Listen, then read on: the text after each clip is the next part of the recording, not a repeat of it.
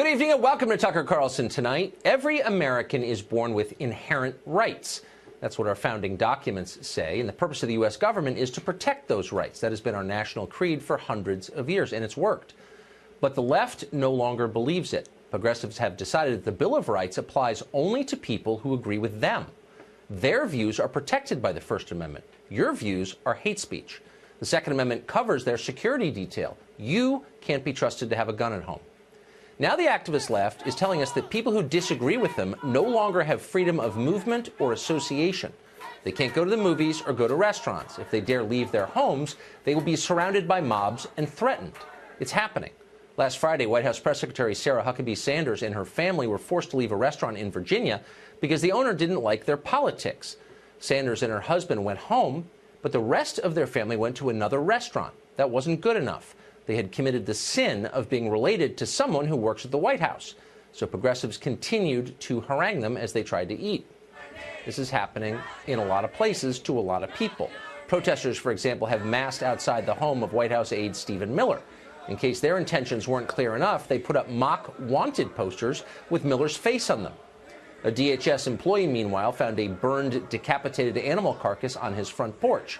Again, the message is crystal clear. Activists on the left are moving toward violence. They are aware of this, and some applaud it. A piece yesterday in Splinter News, which is owned by Univision, explained that intimidating Trump supporters in public places is, quote, just the minimum baseline here. This is all going to get more extreme, and it should, end quote. How extreme? Well, the article fondly recalls the domestic terror bombings of the 1970s. Thousands a year in America. That's our future, the article says. Unfortunately, we're headed there fast. Over the weekend in Los Angeles, Congresswoman Maxine Waters urged the mob to hunt down and find members of the president's cabinet. Here's part of it. If you think we're rallying now, you ain't seen nothing yet. Already, you have members of your cabinet that are being booed out of restaurants,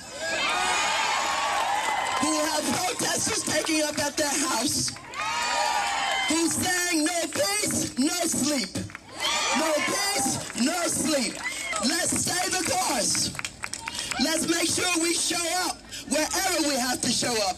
And if you see anybody from that cabinet in a restaurant, in a department store, at a gasoline station, you get out and you create a crowd. And you push back on them. And you tell them they're not welcome anymore, anywhere. Maxine Waters isn't just any member of Congress. The Daily Beast calls her, quote, a folk hero. BuzzFeed describes her as the unchallenged new face of the Democratic Party. And indeed she is. She's also a self-described civil rights leader, which makes it a little weird to see her demanding that certain people be denied public accommodations. Sorry, we don't serve your kind at the lunch counter. That's exactly what she is saying, and she said it again yesterday. I stand by my speech in saying that the protests have already started. They're probably going to continue. The message of all this is clear. The left no longer considers its political opponents fellow citizens or even human. How long before they start openly calling for something bad to happen to those opponents? Well, in the case of Maxine Waters, it won't be the first time. In 1992, Waters cheered as racist mobs burned Los Angeles. As she put it at the time, riot is the voice of the unheard. When Reginald Denny was dragged from his truck and nearly murdered for the color of his skin, beaten in the head with a cinder block on camera, Waters championed his attackers. She partied with them after their trial.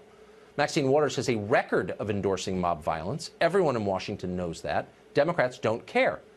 To his credit, Chuck Schumer did call Waters' most recent remarks, quote, not American. Good for him. But hardly anyone else said anything. Nancy Pelosi blamed Donald Trump for what Waters said. That was a theme. Stop hitting me, they said as they threw the first punch. I feel that we are in pre-Nazi Germany. The stages of things that are occurring on a daily basis, the obfuscation, the lies, the totalitarian behavior is shocking and horrendous. Yeah. And we have to be vigilant. They follow the exact pattern that Hitler had. He is evil. He is evil. And the thing is, I thought, oh, he'll come in and he won't really know because he's not that smart. He doesn't, he'll just do a showmanship thing. But he's evil. This is about racism. This is pure and simple racism. That's all this is. The people who support him are frightened to death of this country becoming the Browning of America.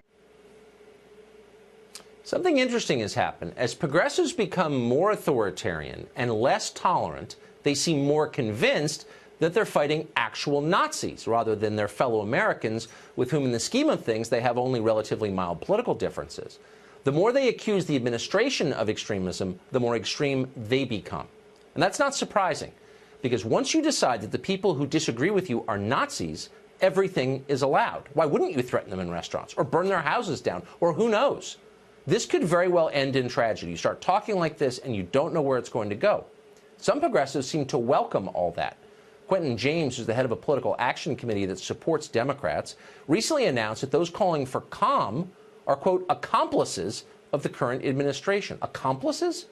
This is the language of total war. It's scary. It has no place in politics. We're heading towards something awful. And the only people who can stop it are the adults on the left. And there are still some. Democratic members of Congress, entertainment figures, religious leaders, media chieftains like Jeff Zucker at CNN or Andy Lack at NBC. They're silent now, cowering and complicit in all of this, but the country badly needs them to cool the rhetoric and rein in the mob. No more Nazi talk on their TV channels. No more screaming at people in restaurants. There's a point of no return, and we are approaching it, and we need their help to pull back.